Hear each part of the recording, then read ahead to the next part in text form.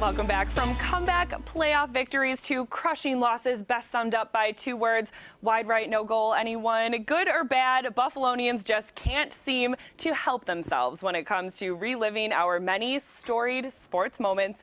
Buffalo News sports writer Bud Bailey and author has summed up the greatest hits and misses, let's say, one day at a time in his new book. It's called Today in Sports History, 366 Days of Milestones. Bud's on the couch with us right now, and this started as a popular column in the sports section in the paper. Right, Lauren. A couple of years ago, we had the idea to do a feature on every day of the year, and we got through the first year, and it's like, well, there's still enough items for a second year. Let's do that.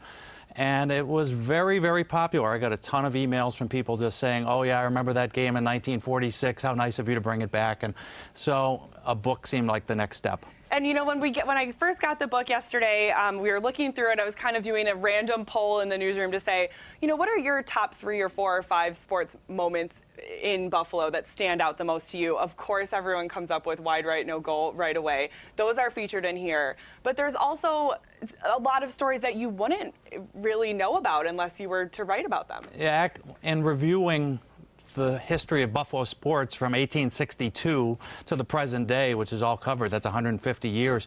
I mean, golf, bobsledding, tennis, all sorts of things have gone on. Speed skating.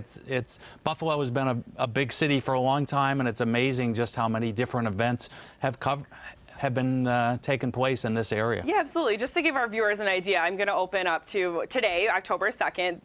The item that you have in here is from October 2nd, 1989, and you wrote about the new basketball coach at Niagara University, Jack Armstrong. And the cool thing about him is he was only 26 years old when he got the job. Yeah, he was hired literally 2 days before the season started, or the practice schedule started, and it's like, here, kid, go take the job. And how did they find him? He was an assistant coach on the staff and stayed for 7 years and left, and he's now a top announcer in Canada for NBA broadcasts. And for some of these, you couldn't pick just one. A lot of the dates had multiple exciting things in sports that had happened. For example, I think it's April 14th, the last day of the Aud Memorial Auditorium, when that building had its final game, is also the same day Pilot Field, which is now Coca-Cola Field, opened. So you can't have a book about Buffalo sports history without the other one. So I wrote about both of them in the thing, and there's about 366 notes along those lines. Right, both huge days, of course. I also, when we were prepping for the segment, I asked you to come up with your list of your favorite, or not favorite, but top 10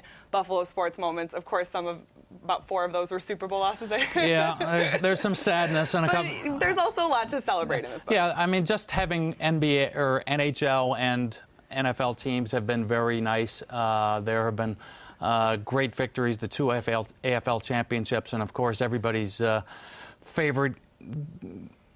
Just getting teams was just a terrific moment for the city, obviously. And what is your feeling about both of our sports teams right now? It's a great time to talk about it because, of course, the Sabres are getting started. The Bills are 2-2. They have their primetime game tomorrow night against the Browns.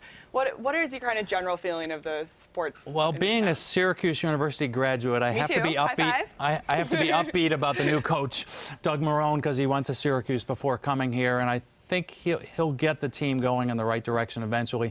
The Sabres are obviously rebuilding. You don't know what kids are going to be like, but opening day, everyone's 0-0. It's a clean slate, and everybody's hopeful. All right, that's, of course, opening days tonight. What was your favorite thing to write about in this book, Bud?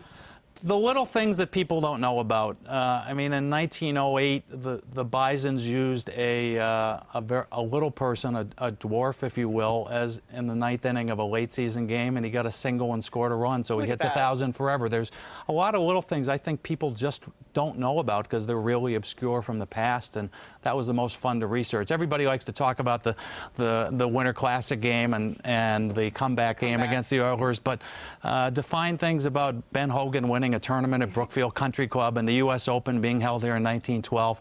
That was a lot of fun to research. So much to appreciate. Where can people find it? Every bookstore that that we could come up. It's all the major ones, and through the mail at buffalobooks.com. You can pick one up. $15.95, as the saying goes. All right, absolutely. Thanks so much, Bud Bailey. Of course, you can keep up with him over the Buffalo News. Thanks for coming in on the couch today.